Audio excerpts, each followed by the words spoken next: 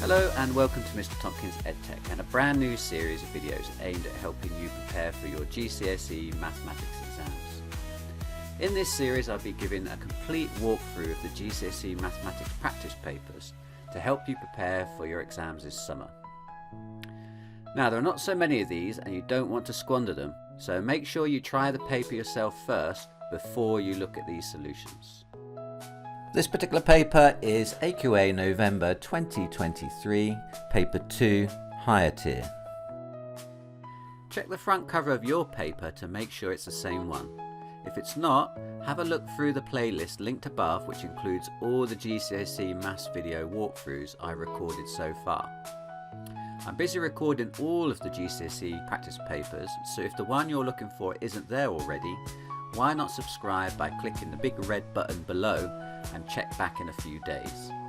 Don't forget to click on the bell so that you'll get a notification when I upload the next paper.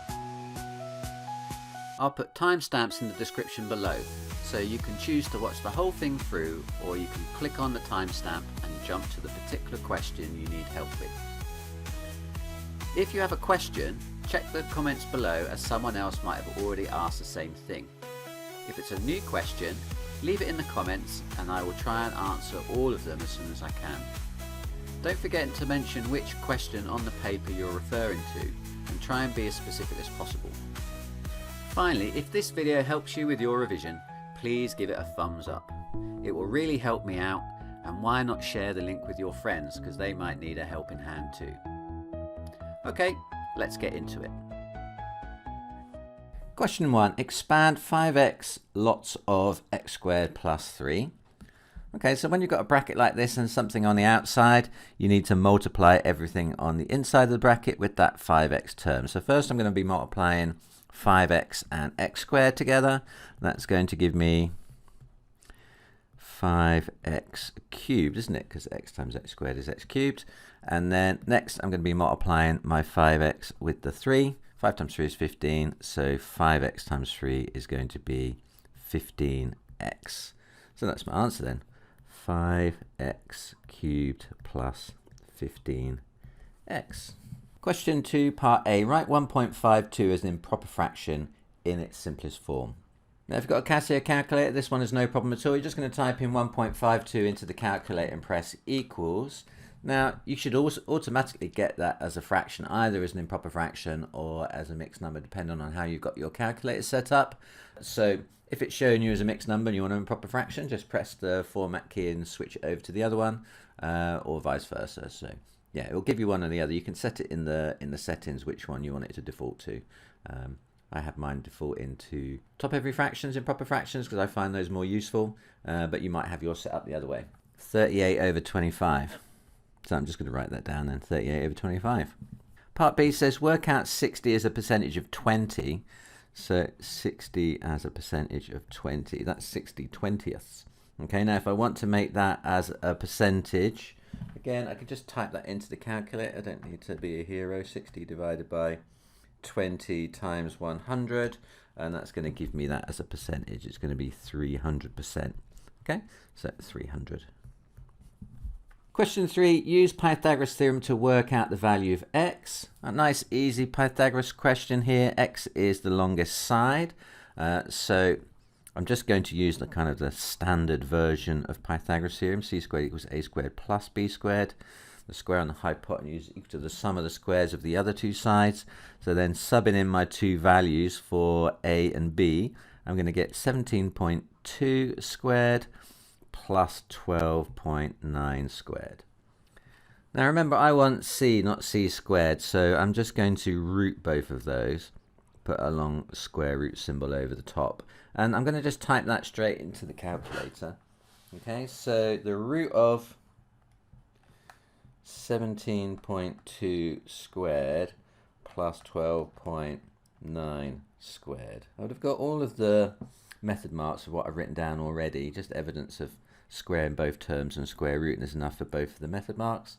So I just really need the answer now to get the third mark, and that comes out to be 21.5. 21.5. Okay. Question 4. A, B and C are 3 points. Yes, they are. Work out the bearing of C from A. So C from A. That means we're standing at A and we're looking down at C down there. So standing at A and we're looking down at C down there. Okay, so what is the bearing of that then? So bearing's always given clockwise from north. They've already drawn the north line on for us. So basically we need to know what this angle is here. Okay, we need that one. Clockwise round from north. Now, angles at a point add up to 360, don't they? So those three angles, let's call that one x. X plus 80 plus 50, that's going to equal to 360 because angles at a point add up to 360. What we've got, 80 and 50 together, that adds up to 130. So I've got x plus 100 is 360. So then taking 130 away from both sides, I'm going to get x is 230. And that's going to be my bearing. It's already 3 digits, so I don't have to add an extra 0 anywhere. So 230 is my bearing. Now it's a good idea to have a quick sanity check on bearings because they're easy to get wrong. Just think about the compass, never e shredded we. The bearing of north is 0, 0, 0, east is 0, 9, 0, south is 180, and west is 270. So you can see my answer, it lies between south and west. 230 is in that direction, isn't it? And that kind of matches my diagram. So just have a think about which quadrant your angle is in before you move on, because it is quite easy to get these wrong.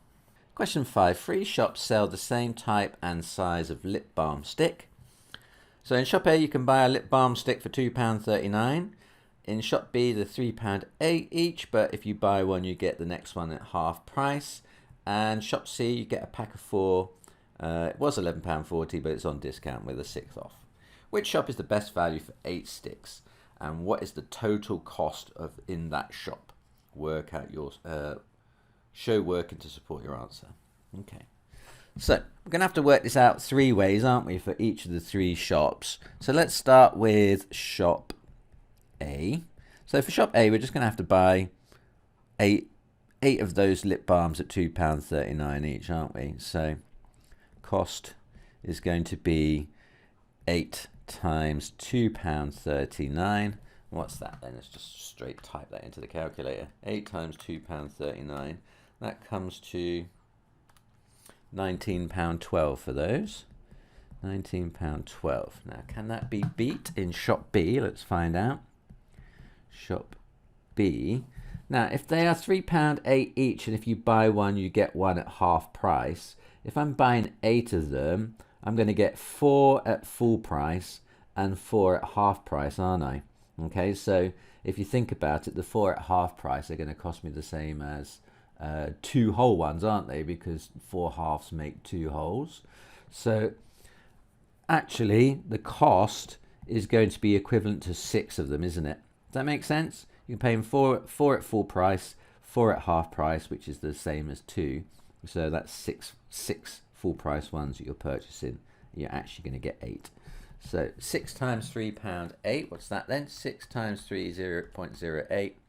That one comes out to be £18.48. So got the edge so far, shop B, £18.48. But what about shop C? What will that come out to be?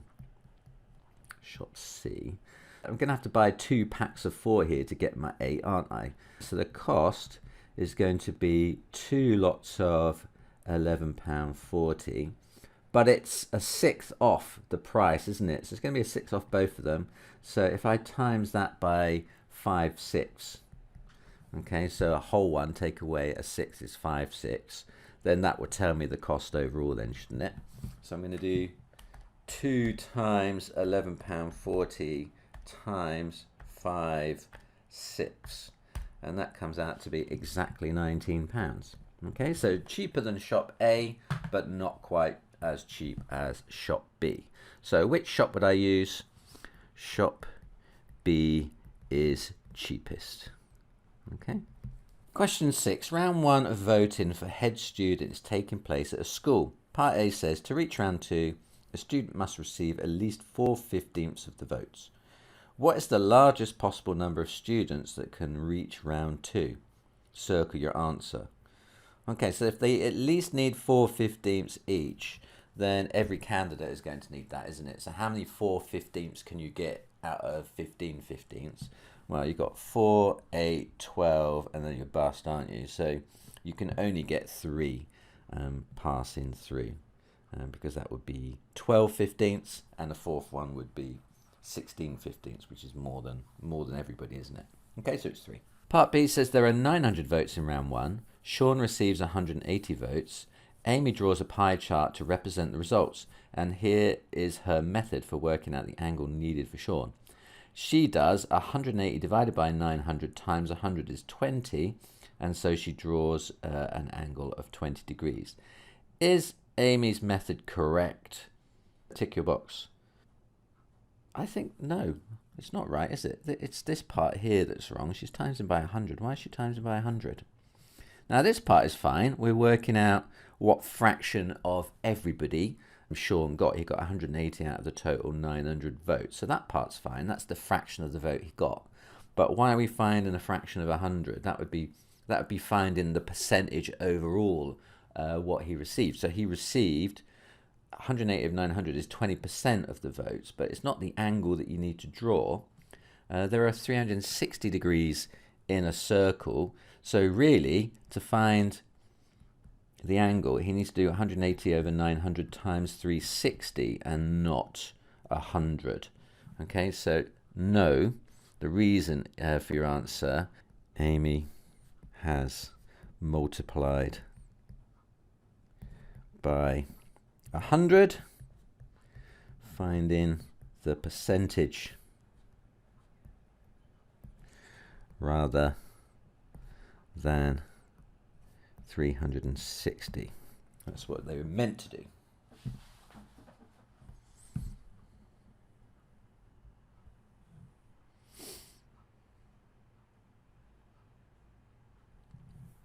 Question 7. Here is a prism drawn on isometric grid. Work out the volume of the prism. Okay, so a prism, the volume of a prism is the cross-sectional area times the length, isn't it? So what we need to do is we need to find the cross-section here. How big is the area of that? And then we need to times it by the distance between the front and the back face, which is that one there. Okay. Now there are various ways that you can work out the area of that yellow bit. Essentially, it's 2 rectangles, isn't it, pushed together. But you can actually see all the squares here. You know, you could just count the squares. That's the other thing you could do. So, you know, imagine all the squares there. You've got 1, 2, 3, 4, 5, 6, 7, 8, 9, 10, 11, 12, 13, 14. It's going to have a cross-sectional area of 14. Or you could work it out as 2 rectangles if you wanted to. So the area of this rectangle, or the area of this L-shape area, if I was going to do it as 2 rectangles, I would say that that's a 2 by 5 rectangle. So I get area is 2 times 5 plus this second rectangle, which is 2 times 2, which is going to give me the 4, isn't it? So 2 times 2, which is 4. So that gives me a combined area of 14 centimeters squared. But like I say, I'd probably just counted them in that scenario. Doesn't take very long. So anyway, I found the area is 14. Now to find the volume of a prism, we have to take that area and we times it by the distance between the front and the back face. So that is going to be 14 times 6, that blue one there. So 14 is the area of the front face and 6 is the distance between the front and the back face. So 14 times 6, that's going to give me a volume of 84 cubic centimeters. Question 8. Tasha drove 198 miles. Her average speed for the first 3 hours was 45 miles per hour. Her average speed for the rest of the journey was 31.5 miles per hour. Work out the average speed for the whole journey. Okay, so if we want average speed for the whole journey, we want the total distance traveled divided by the total time taken. Okay, so what is that then? So distance, speed, time, we need the total distance traveled and the total time taken to find the average speed of the whole journey. Now I know that the total distance traveled is 198 miles, so I know that one straight off the mark. That's 198. Okay, but I don't think I know the time overall, I'm going to have to work that out. I know that the first stage of the journey was 3 hours, but I don't know how long the second stage of the journey was. I've only got the speed for the second part of the journey. I don't know anything else at the moment. So I think what I'm going to have to do is I'm going to have to work out all three quantities for each part of the journey so I can kind of piece together the time for overall time for the journey. So let's have a look at the stage 1 of the journey. So looking at a distance, speed, time for stage 1. Then what's d, what's s, what's t for this part? So what do we know about this? We know the time was 3 hours, and we know the speed was 45 miles per hour, but we don't actually know the distance traveled in that first part of the journey. So I'm going to find that first. I'm going to find that distance. So covering up on the triangle the thing I want to find, distance for the first part of the journey is going to be speed times time, isn't it? So distance equals speed times time. So that's going to be 45 times 3, which comes out to be 45 times 3. Oh, that's 135. So that means they must have done 135 miles in the first stage of the journey. So then stage 2. For stage 2, distance, speed, time. Yeah, so we got 3 hours from the question, and we got 45 miles an hour from the question. So then for stage 2, we've only really been given the speed, haven't we? So we've just got the speed from this one. So if I write dst for this one, I know the speed is 31.5. Do I know the time or the distance? Well, I can work out the distance because remember, I know that overall there was 198 miles traveled, and I also know that in stage 1 they covered 135 miles, so presumably they did the rest in stage 2 then, didn't they? So the amount of distance traveled then in stage 2 is going to be the 198 miles there were altogether minus the 135 miles that they traveled in the first stage of the journey. So what's 198 minus 135? 198 minus 135. That comes to 63 miles. Okay, so I've got 63 miles for the second part of the journey. I've got the speed for the second part of the journey. So now I can work out the time for the second part of the journey. That's the thing I want to find. So covering up time. Time is distance divided by speed. Time equals distance over speed. So that's going to be my 63 miles divided by my 31.5 miles per hour. I think that just goes in twice, doesn't it? 31.5 doubled is 63. So that's going to give me 2. What's that? 2 what? That's time, 2 hours. Okay, so I know that the second part of the journey took 2 hours. So now I can work out the total time, can't I? Because the first part of the journey took 3 hours. And the second part of the journey took 2 hours. So altogether, the journey took 3 plus 2, which is 5 hours. Okay? So from our green bits, I managed to work that out. So now I know that the total distance travelled for the whole journey, the total time taken for the whole journey. So now I can work out the average speed of the whole journey. So covering up speed, speed is distance over time. Speed equals distance over time. So that's going to be distance travelled 198 divided by time taken 5. So what is that then? 198 divided by 5, that comes out to be 39.6. 39.6. My distance was in miles, my time was in hours, that's miles per hour. 39.6. Question 9. Here is a term-to-term rule for a sequence. Double the previous term and add 3.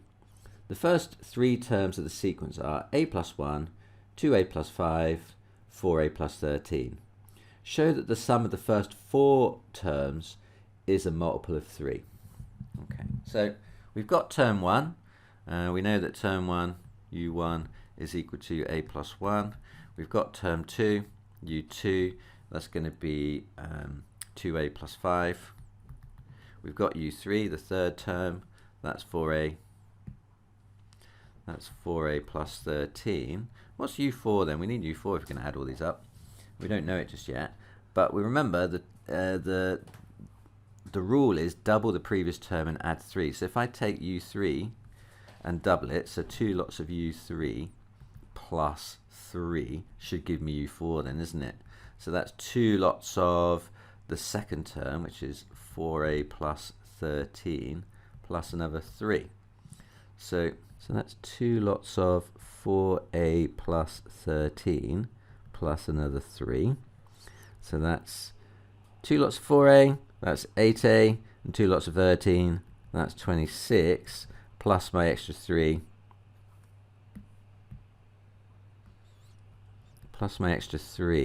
which gives 8a plus 29 altogether.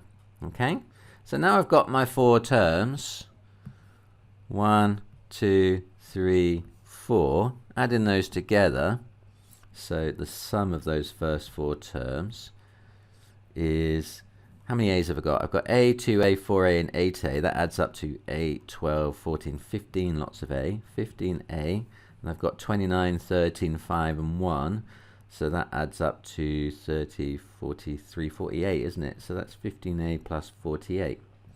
Now, is that a multiple of 3? Well, I can, if it is, I should be able to factorize 3 out of both terms, shouldn't I? So if I take 3 out of 15a, that leaves 5a. And if I take 3 out of 48, yeah, that's going to give me 16 then, isn't it? So yes, this is a multiple of 3 because I've got that 3 sitting in there, haven't I? So it doesn't matter what value a is. I'm going to multiply it by 3, and therefore it's going to have 3 as a factor. So therefore, sum is a multiple of 3. Question 10, I've got a Venn diagram here. Which of these represents the shaded region? Circle your answer. Now, if you can see here, everything is shaded apart from A. Everything inside A is unshaded. Everything outside A is shaded. This is simply the complement of A, isn't it? So A dash, the complement of A, which is everything not in A. It's that one. Question 11, a fair coin is thrown a number of times. The probability that every throw results in a heads is 1 out of 64. How many times is the coin thrown? Well, the probability of any one success, so one probability of getting a head is going to be 1 out of 2, isn't there? Because there's 2 sides on the coin, and one of those is a head, so the probability is 1 out of 2. So if I threw it a number of times, let's say I threw it n times, I'd be raising this to the power of n, and I know then that that's equal to 1 over 64. So in other words, 2 to the n, the denominator of the first fraction, is going to be equal to 64. So what does that make n? If you think about the powers of 2, 2 to the power 1 is 2, 2 to the power 2 is 4, 2 to the power 3 is 8, 2 to the power 4 is 16, 2 to the power 5 is 32, so 2 to the power 6 is 64, isn't it? So that must mean that n is equal to 6, so 2 to the power 6 is 64, and therefore it must have been thrown 6 times. 6 times. Okay, so 6, the probability of getting 6 heads on the trot is 1 chance in 64. You should have to do it quite a lot of times to get that outcome. Question 12, here is some information about the members of a basketball club. So we've got junior members, of which there are 30, and they have a mean height of 1.6 meters. And we've got the senior members, who have, of which there are 20, and they have a mean height of 2.05 meters. Work out the mean height of all 50 members of the club. Give your answer as a decimal. Okay. So when you're working out the mean, you need to know the total number of people or things that you're finding for the mean for. So that is going to be 50, isn't it? It's those 50 people, the juniors and the seniors. So then the mean is going to be something divided by the 50 members. It's going to be the sum of all of their heights divided by the 50 members. Okay? But what is the sum of all their heights? Well, if I know that the average of the 30 junior members is 1.6, then the total heights of the junior members must be 30 times 1.6, and 30 times 1.6, that comes out to be 48. So they had a combined height of 48 meters. Okay, and then the 20 seniors times by 2.05, that comes out to be 41. So the total heights of everybody is those two added together, so that comes to 89. And then that is the number then I'm going to be dividing by 50 then, isn't it? So the total heights of everybody is 89 meters. The total number of people are 50. 89 divided by 50 gives me an average of 1.78 meter. 1.78 meters. Okay, so that is the mean height of all 50 members. Question 13. A straight line passes through 314 and 1232. Work out the equation of the line. Give your answer in the form y equals mx plus c. Okay, so in order to work out the equation of this line, we need to know two things. We need to know its gradient. We need to know its y-intercept. If we've got those two things, we'll get the line. Okay.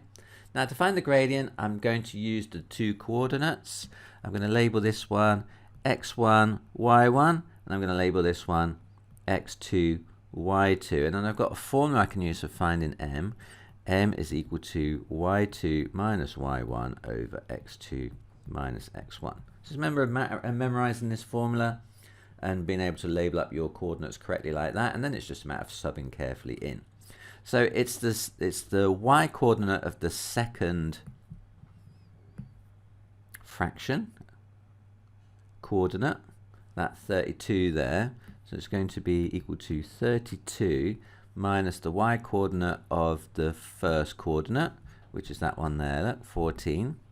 32 minus 14 divided by the x coordinate of the second coordinate, and that's 12 minus the x coordinate of the first coordinate there, so 3.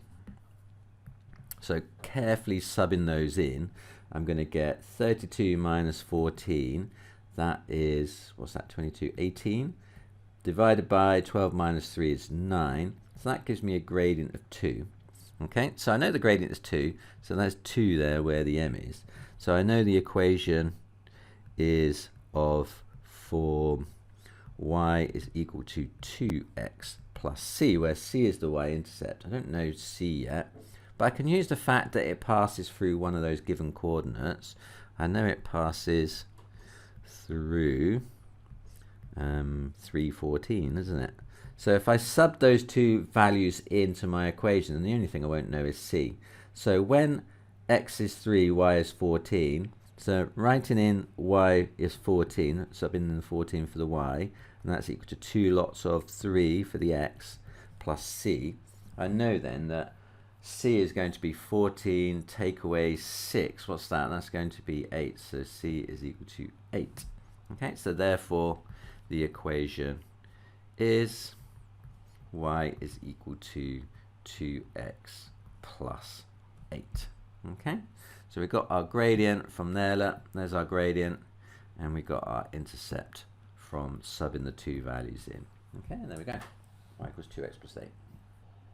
Question 14, use a ruler and compasses in this question. The scale diagram shows port P and lighthouse Q. It says the scale is 1 centimeter, represents 2 kilometers. And underneath it says a ship is less than 14 kilometers from P and closer to Q than to P. Label the region R where the ship could be. Show all your construction lines. Okay, so we need to do some construction here. So first up, it needs to be less than 14 kilometers from P. Now I know the scale is 1 centimeter is 2 kilometers, so 14 kilometers in real life is going to be 7 centimeters on my scale. So I need to do the locus of points which are a fixed distance away from a single point. Now there are 4 different loci that you need to know. This one, fixed distance away from a single point, is a circle based on that point. So what I'm going to have to do is going to have to take my compasses, here's my set of compass, Just make sure the tip of the pencil and the tip of the compass are in the same place before you start using it. And then using your ruler, stretch out the compass so its aperture is exactly 7 centimeters. And then we're going to place the metal tip of the compass on P, and we're going to draw a circle around P. Now we only really need to concentrate on the bit that's inside the rectangle I've been given here. So I'm just going to draw it around inside the rectangle, and then that's enough. Okay? Right, so it says it must be less than 14 kilometers from P. So the points I've just drawn, they're going to be equal to 14 kilometers. So what we're saying then basically is it must be inside this circle. Okay? Right, now the second thing that we need to do is closer to Q than to P. So we've got to do another construction here. Now we can do what's called a perpendicular bisect of the line PQ here, because that will give me all the points that lie equidistant between P and Q. So I've already got one arc here, so I'm just going to keep my compass at the same aperture, and then we're going to draw a second arc that cuts my first in 2 places. And you should find then, if you draw a line through those 2 points where they cross, that is going to give you your perpendicular bisector of PQ.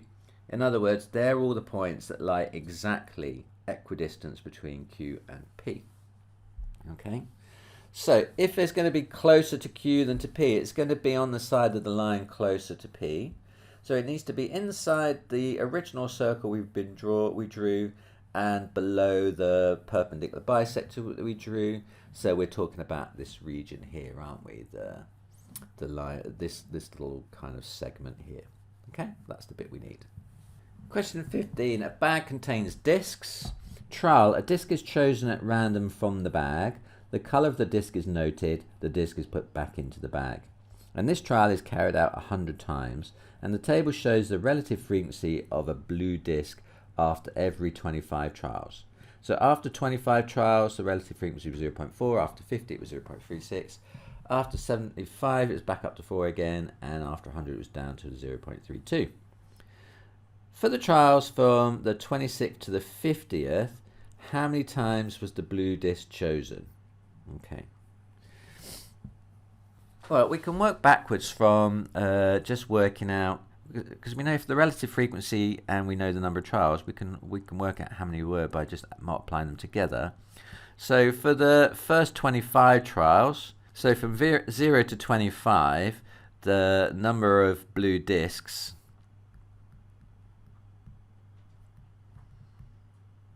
that would have been 25 times 0.4.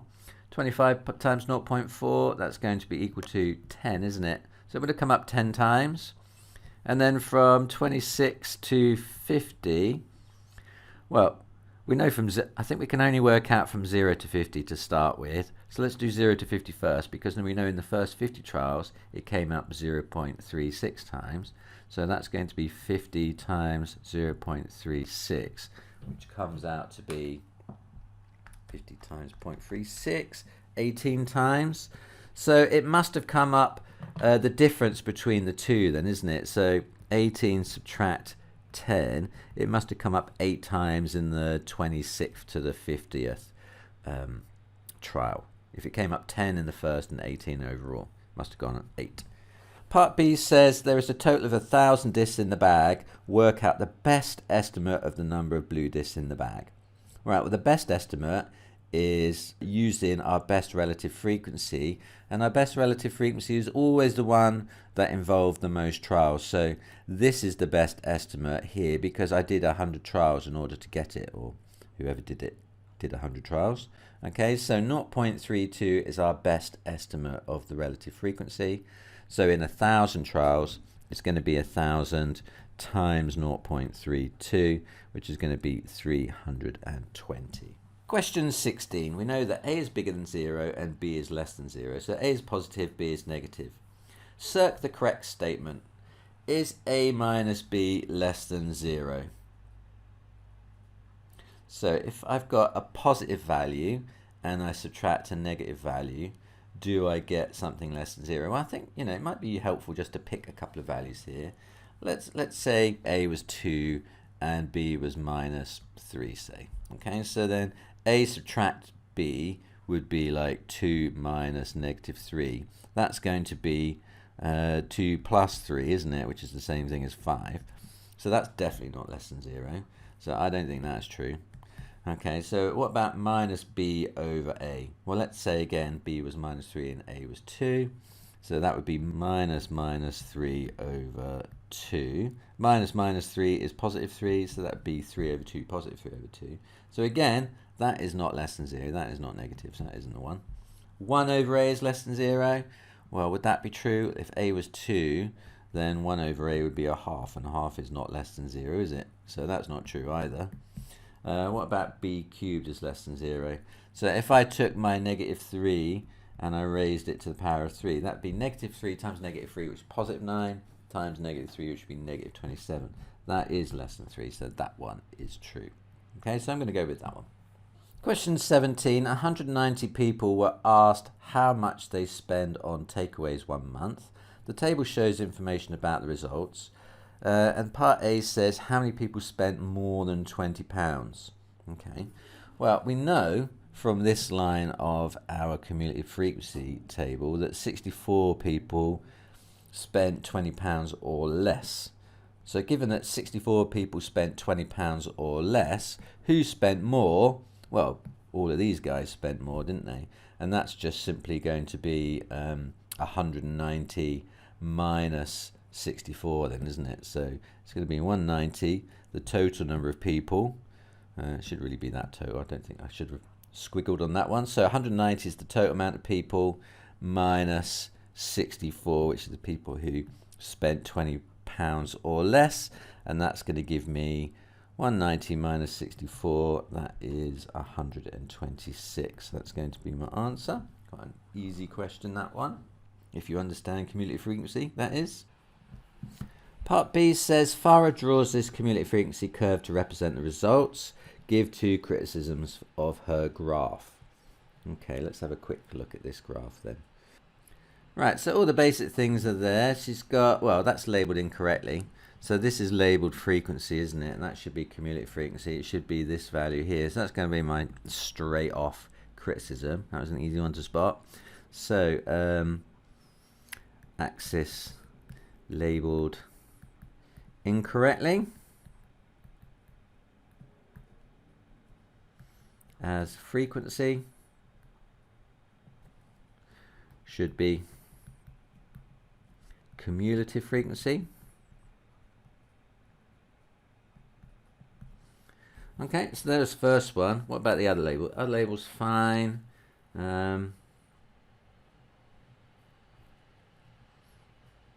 Just checking the points. The last point should be at height 190, and I can see straight away it's too high. You see here it's at 200. So the graph goes up too much. So that point is definitely out. I don't know if any of the others are. What about the others? 40, 80, 184, that was fine. 30 goes at 140, that's fine. 20 goes at 64, that looks all right. Yeah, the other points look all right. It's just that last point, it's too high. It's going up to 200, it should go to 190. So it should top out kind of here-ish at 190 and not go all the way up to 200. Okay, so that's my second criticism. The point 50, 190 has been plotted at 5200. Question 18. By completing the square, prove that x squared plus 6x plus 13 is always positive. Okay, so when you're completing the square, you take that coefficient of x there and you halve it. So half of 6 is 3. So inside my bracket, I'm going to get x plus 3, half of the coefficient of x. So x plus 3 squared. Now, if you multiply out x plus 3, you're going to get x squared plus 6x plus 9. So you need to take that extra 9 away that you just introduced. Plus I've already got the 13 there from before. So then just tidying that up then, that's going to be x plus 3 all squared minus 9 plus 13 is plus 4. Okay. So what's the turning point of this graph then? So the turning point is going to be the coordinate, well, what value of x makes x plus 3 equal to 0? It's minus 3, isn't it? So x must be minus 3. And when x is minus 3, I'm going to get minus 3 plus 3 is 0, and 0 plus 4 is just 4. So the turning point there is at minus 3, 4. So if I was going to sketch this quadratic, I would have a graph that looks like minus 3, 4. There's my point, minus 3, 4. It's a smiley quadratic. So it's going to come down, that's going to be my lowest point, and it's going to go back up again. Can you see the graph wholly exists above the x-axis? So therefore it is positive for all values of x. So that's what I'm just going to finish this off. Graph lies wholly above the x-axis, so is positive for all values of x. There we go. Question 19. A is directly proportional to b to the power 4. The value of b is doubled. Pete thinks that the value of a will be 8 times bigger because 4 times 2 is 8. Is he correct? Tick a box. Now, I think he is not correct because it's not 4 times bigger.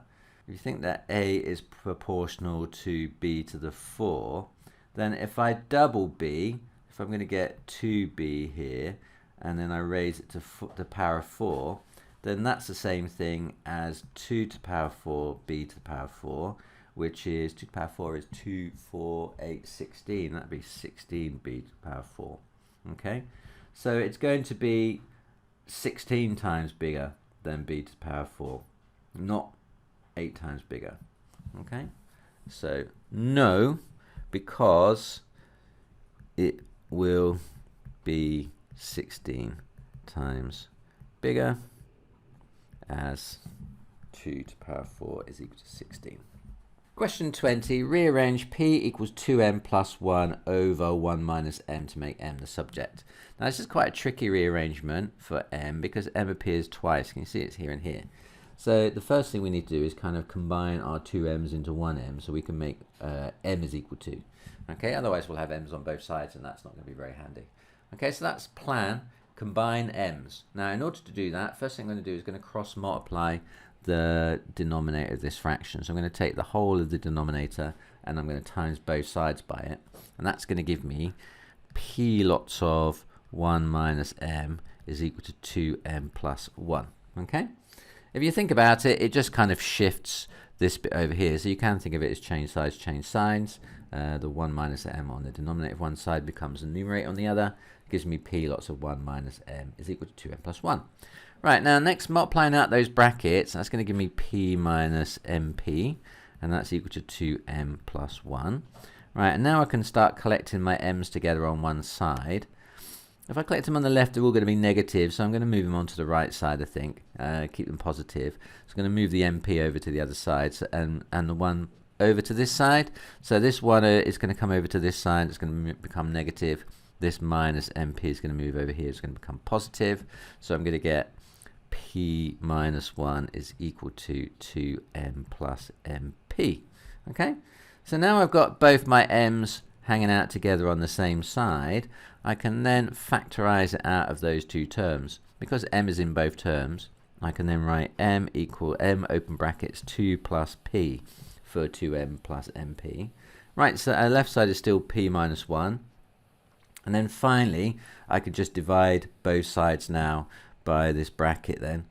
So dividing both sides by 2 plus p, I'm going to get m is equal to p minus 1, which is already there, divided by the 2 plus p that I've just divided over. And that's my answer. M is equal to p minus 1 over 2 plus p. M equals p minus 1 over 2 plus p. Question 21. Jack is loaded in a van. The van can safely carry 1,375 kilograms of furniture. Jack has already loaded 1,200 kilograms of furniture to the nearest 50 kilograms. A table has a mass of 140 kilograms to the nearest 10 kilograms. Can the table safely be added to the furniture in the van? You must show your working. Okay. Right, so this is the maximum weight it can hold. Okay, so it cannot exceed this, otherwise, I don't know, the axles will snap in half or something. And we know that Jack has already loaded 120 kilograms to the nearest 50 kilograms. So we need to think about the error interval here. If I drew a number line and I mark on 1, 2, 0, 0. So if this is to the nearest 50 kg, 50 kg more than that would be 1, 2, 5, 0, and 50 kg less than that would be 1, 1, 5, 0. So this is what's already loaded, isn't it? Already loaded. Now if it's rounded to 1200, it must be then that it lies within this range, closer to 1200 than it is to the other limit. So in other words, halfway between these or closer, isn't it? So what's halfway between 1150? That's 1175. So the lower bound is going to be 1175 and the upper bound is going to be 1225. Okay? I'm just going to work out the error interval for the table in the same way. So the table, so again, if I draw my line, I mark on the value they gave us, it's 140. This one is correct to the nearest 10 kg. So 10 kg above would be 150. 10 kg below would be 130. So then the numbers then that round to 140 are going to be halfway between those or nearer. So what's halfway between 130 and 140 is 135. And what's halfway between 140 and 150? That's 145. Okay, so the error interval for the table is going to be somewhere between 135 and 145 kilograms, and already loaded is going to be between 1175 and 1225. Okay, now considering the safetiness of load in the table, what we need to consider here is the worst possible case. Okay, and what is the worst possible case? The worst possible case is if the van already has its maximum amount of stuff already loaded. So if I took the upper bound of what was already loaded, and I assume then also the table is at the heavier end of what its range might be, that's the worst case scenario, isn't it? So if I add those two numbers together, does that exceed the safety limit of the van? Well, let's find out. So maximum possible weight would be the 1225, the maximum amount of preloaded, plus the maximum weight the table could be, and that's going to give me 1225 plus 145. That comes to 1370. So you can see that doesn't quite exceed the limit. It's still under the limit. So 1370 is still under the limit of 1375. So table can be safely loaded. It's still all fine. Question 22, factorize 25a squared minus b squared. Okay, so this is what we call a difference of two squares, and that factorizes into two brackets. So the first, at the front of each bracket, you're going to get the square root of the first term. The first term is 25a squared. Now if I square root that, that's going to be 5a, isn't it? 5a times 5a is for 25a squared. So 5a goes at the front, and then the square root of b squared is going to go at the back of each bracket. Square root of b squared is just simply b. And then one of my brackets is going to be plus, and one of my brackets is going to be minus. Okay? Difference of two squares, easy squeezy. Question 23. Here is the velocity time graph of a cyclist for 40 seconds. So you see time along the bottom and his velocity in meters per second up the side there. Part A says, by dividing the area under the graph into 4 sections of equal widths, estimate the distance travelled during the 40 seconds. Okay, so I need to divide it into 4 sections of equal width. So I'm going to take my ruler out, and I'm just going to draw a line down at 10. If I draw a line at 10 up to my curve, and then at 20, and then at 30, and then at 40. Now I know that the distance travelled I can find by working out the area under the curve of a velocity time graph. Okay, so if I can work out the area of those 4 sections and add them together, that's going to give me the total distance travelled by this cyclist. Okay, now notice the top though is a bit of a curve, but if I estimate by turning, imagine that they're all straight, then I can work out the area of these shapes, because if that's a straight line there, I know it's slightly curved, but if I estimate it to be a triangle like that, then I can work out that area. Okay, and I'm going to estimate this second shape to be a trapezium with a flat top to it like that, and if I estimate this to be a trapezium like that, and then if I estimate this to be a trapezium, then I can come up with a fairly decent estimate of the entire journey travelled. Now obviously it's going to be a bit of a, oh I didn't draw there, let me just try that again. Now it's actually going to be a bit of an underestimate because I won't have calculated this little teeny tiny bit up here, but you know, it's going to be there or thereabouts. Okay, so I'm just going to work out the area of those 4 areas and then I'm going to add them up. So let's call that 1, 2, 3 and 4. So area 1, now that's a triangle, so area of a formula for a triangle is half base times height, isn't it? Half base height, which that's going to be a half of the base, which is 10, times the height of the triangle. What's that? 5 little squares between 3 and 4. Each one must be then 0.2 then. So that's going to be 3.2. So what's half of 10 times 3.2? 10 times 3.2 is 32. Divided by 2, that's going to be 16, isn't it? So that's equal to 16. So we've got our first area. Now area 2, now that's a trapezium. So the area of trapezium formula is half a plus bh, where a and b are 2 parallel sides. Okay, so our first side is the same as our height of the triangle. That's going to be 3.2. And the other side, it's just that one, isn't it? So that's the one I worked out for the height, which is 3.2. It's also going to be the first one here. It's going to be that one. And then the second line, this one, what height is that then? That's going to have a height of, what's that, 5.8? So B is going to be 5.8. Okay, so that's the height of that blue line. And then the height of this trapezium is actually on its side. So when I'm talking about the height, I'm actually talking about that distance from there to there, aren't I? Which is 10. Okay, so it's 3.2 plus 5.8. That comes to what, 9 times 10 is 90 divided by 2. That gives me 45 for area 2. Area 3 is also a trapezium. Okay, this time A is the blue one. B is going to be this line here, isn't it? This purpley one going up here. Okay, so that's going to be that one. And then the height is the same. It's going to be 10 again because it's the same width. So what's that? It's going to be a half. A we've already worked out to be 5.8. B, how tall is that line then? That tops out at what, 7.4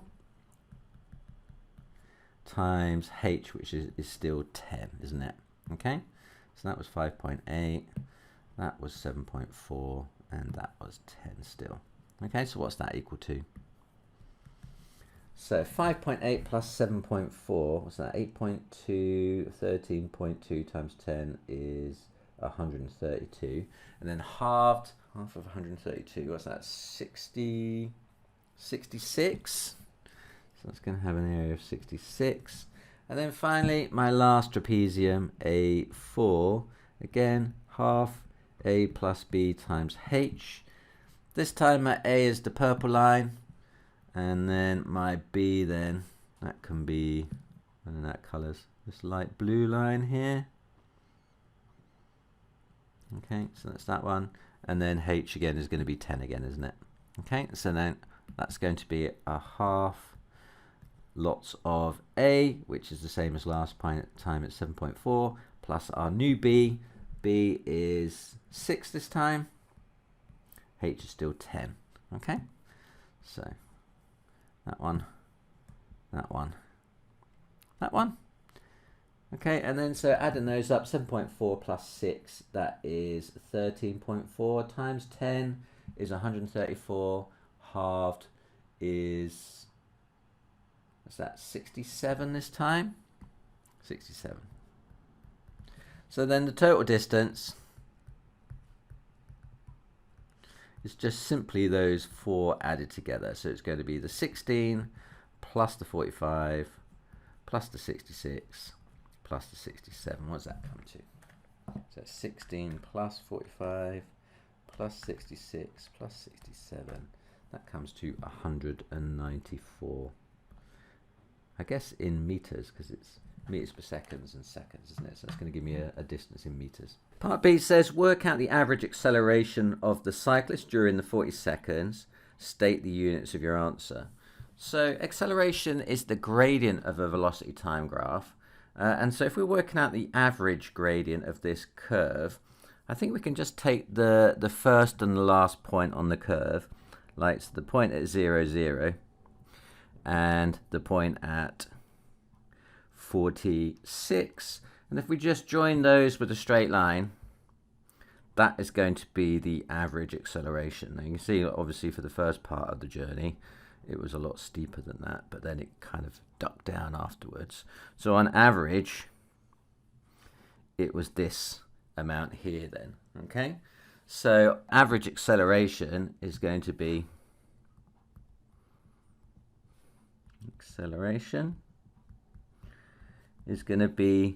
the change in velocity. So it's gone from 0 up to 6 divided by the amount of time it took in order to do that. Well, that was 40 seconds, wasn't it? So it's going to be 6 over 40.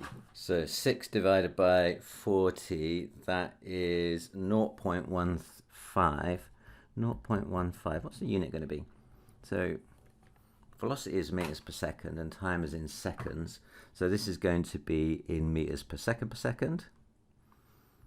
Meters per second to the -2, that is, or slash s squared. Either of those you can write down. You can also write down meters per second squared like that. So either of those stylings is fine.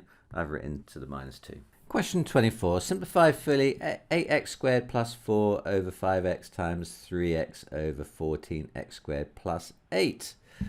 Okay, so when you've got fractions and you multiply them together, you multiply numerator with numerator and you multiply denominator with denominator, and you see if you can cancel it down, can't you? See if you've got any common factors. We're going to do the same with this algebraic fraction. So 3x lots of 8x squared plus 4. I'm just going to write it at the front here because that's how we normally write brackets with things outside them. Okay, and that's going to be over 5x open brackets 14x squared plus 7. Okay, now when you've got common factors top and bottom, you just cancel them out. So I'm just going to cancel out that x and that x straight away. Okay, so I've got 3 lots of 8x squared plus 4 over 5 lots of 14x squared plus 7. Now also notice at the top there, you've got common factors inside this bracket. This has got an 8 and this has got a 4. They both have a common factor of 4. So I can factorize another 4 out of that bracket. Combining it with the 3 at the front, 4 times 3 is going to be 12. And that's going to leave me 2x squared plus 1 inside the bracket like that. Okay. Then underneath, 14x squared and 7, these two numbers have got 7 in common, haven't they? So I can factorize out a 7 out of those two terms and combine it with the 5 at the front. So 7 times 5 is 35. And then I'm going to get inside the brackets, I'm going to get 2x squared plus 1 again. Now notice that is the same. So I can then divide that into that and they will cancel each other out. And that's just going to leave me with 12 over 35, isn't it? 12 over 35. Does that have any common factors? Factors of 35 are going to be 1 and 35, 5 and 7, none of which go into 12. So I think that's my final answer. It's going to be 12 out of 35. Question 25. Here are two square-based paving stones. The stones are similar solids. The price per cubic centimetre is the same for both stones. The price of the larger stone is £17.50. Work out the price of the smaller stone. Okay, so this is a question on similar shapes.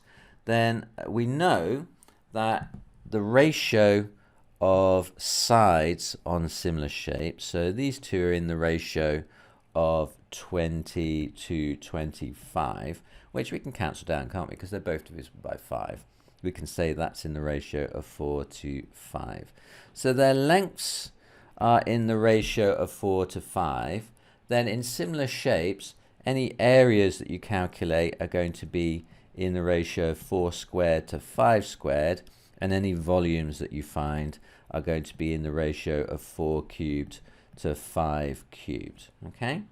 Now we're interested in the volume here because the price is related to its cubic number of cubic centimeters. In other words, what its volume is. Okay? So the price is going to be based on its volume. So whatever the volumes are, it's going to be proportional to that. So 4 cubed to 5 cubed, what's 4 cubed? 4, 16, 64. So the prices are going to be equivalent to their ratios of their volumes, which is in the ratio of 64 to 125. Okay? So if their volumes are in the ratio of 64 to 125, then so are their prices going to be in the same. So if that's £17.50 for the larger one, what is the ratio for the smaller one? I'm just going to use the unitary method, going to go via 1. So I'm going to take my 125, I'm going to divide it by 125, and then I'm going to times it by £17.50. And I'm going to do that to the other side as I'm going to take my 64, I'm going to divide it by 125, and I'm going to times it by £17.50, and I should get the price of the smaller one then. Okay, so 64 divided by 125 times by £17.50, that comes out to be £8.96. Okay, so that one's going to be £8.96. That's my answer then, £8.96. Question 26. Rick borrows £1,500 from the bank. He pays back £100 each month. This iterative formula works out the amount he still owes at the end of each month. So an plus 1 is equal to 1.02 times an minus 100. Now you're given that A0 is 1500. That's what he borrowed. So that must be like month 0. So month 1 then, A1 is going to be 1.02 times A0, which was 1500. So whatever that number is there, that's my A0, it goes here, minus 100.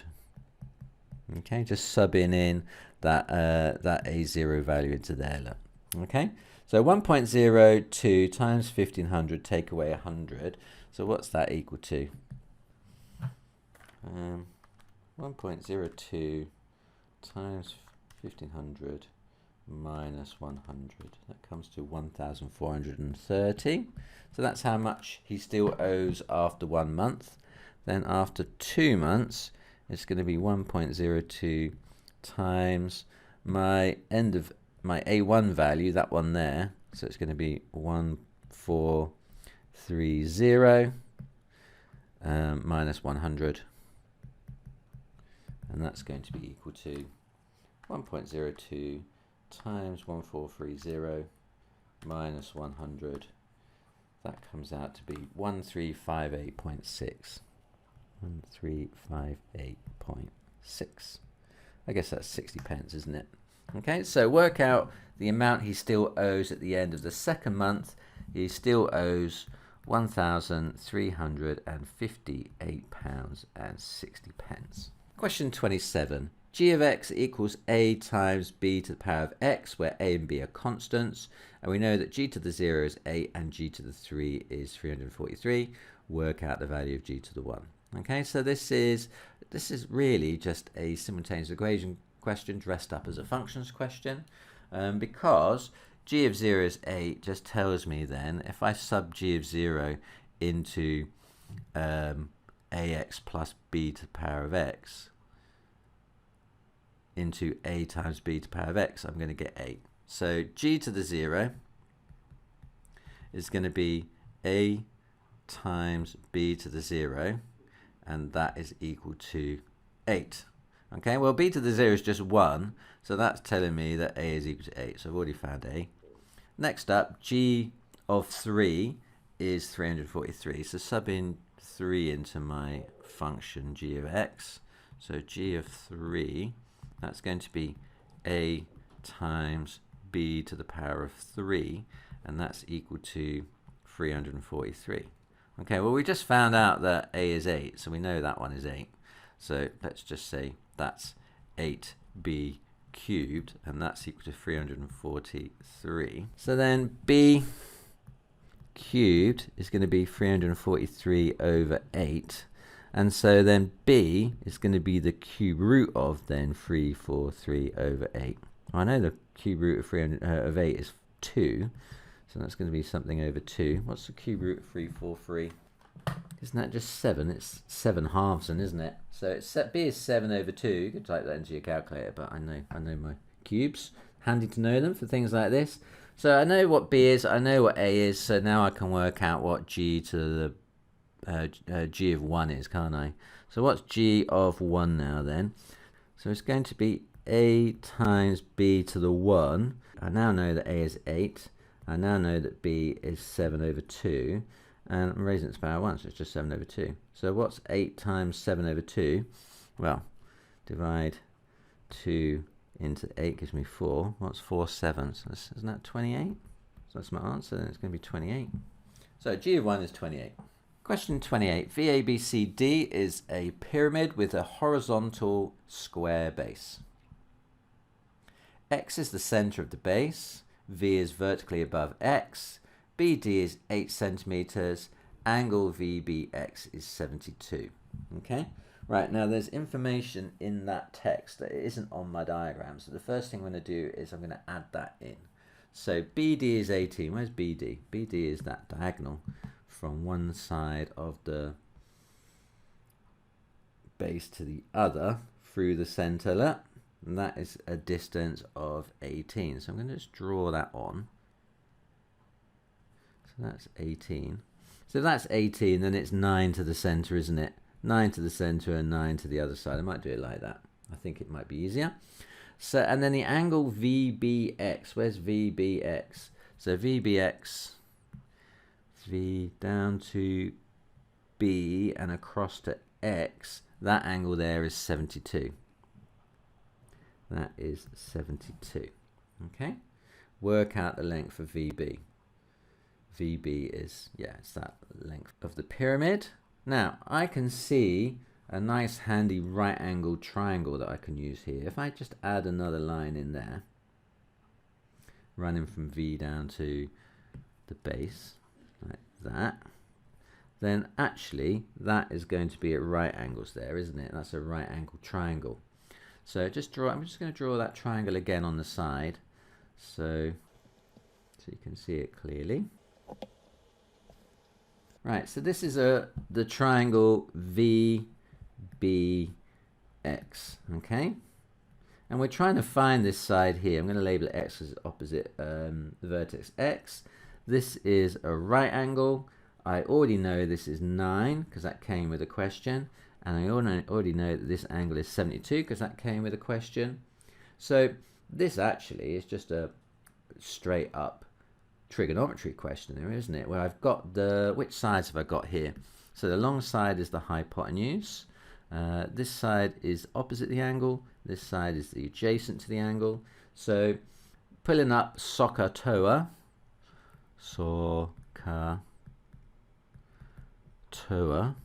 which ratio we're going to use here? Now I usually pick it from the one I don't want. So I think which letter don't I want? It's O. I'm not interested in O. Don't know O, don't want to find O. Then I can get rid of all the ratios got O in it. It's just going to leave me with the one I need. It's cosine. So I'm going to write down the cosine formula. Cos theta is equal to adjacent over a hypotenuse. Subbing in from the diagram, theta is the placeholder for the angle. That's the angle there. Look, it's 72. So cos 72 is the adjacent. Adjacent is this side. That's the adjacent. It's 9 divided by the hypotenuse. The hypotenuse, well, that's the thing I'm trying to find, isn't it? It's this side down here. That's my hypotenuse. So that is my x value. Okay, so I want to find x down here. Now notice x is on the denominator. Not very handy down there. I want to move it up onto the numerator. So I'm going to move it up there where the cos 72 is. And in fact, I'm going to divide by cos 72 both sides. And that will have the effect that those two values just switch over. So the x comes up and the cos 72 goes down. So x equals 9 divided by cos 72. Right, so now I just need to type that into my calculator. 9 divided by the cos of 72, and that comes out to be 29.1 to 1 decimal place. So x equals 29.1. And presumably that is in centimetres, because everything else is in centimetres. Okay, so x is 29.1. Does that look sensible? Before you move on, just imagine your answer there on the diagram. Is that long side equal to 29? Looks about right, doesn't it? Got 9 at the bottom. It's quite short, quite a big angle going up like that. I think just a bit under 30 looks fine. 3 times bigger than the base. Looks about right to me. Okay, so 29.1. Question 29. A code is 3 letters, each of which is in the word logic. Vinny assumes that letters in the code may be used more than once. He works out how many possible codes there are. In fact, the first 2 letters are the same and the third is different. How many of Vinny's codes are not possible? Okay, so we need to work this out in 2 ways. We need to work it out with no restrictions first, in the way that Vinny thinks it is, and then with the restrictions in place, the way it actually is. And then if we take one away from the other, we'll find the number of codes that Vinny had that weren't actually good codes. Okay, so Vinny's, what is it? Is Vinny's assumption.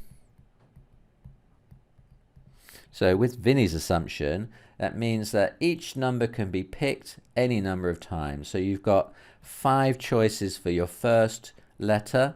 You've got 5 choices for your second letter.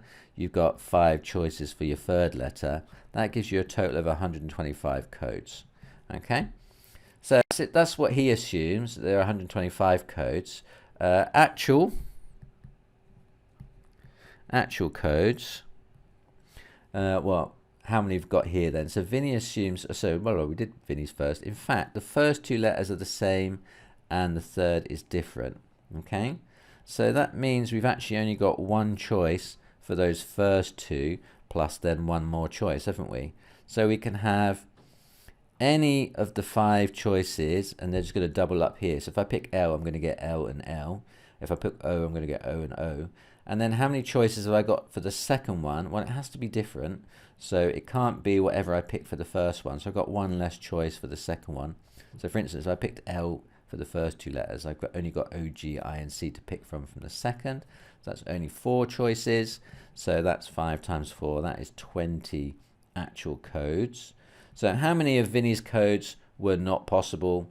Then it's going to be the 125 codes that Vinny thought there were, minus the 20 actual codes. That means he had 105 codes that were not possible. Mr. T, he's the best. Helps you ace every test. Maths worries now are past with his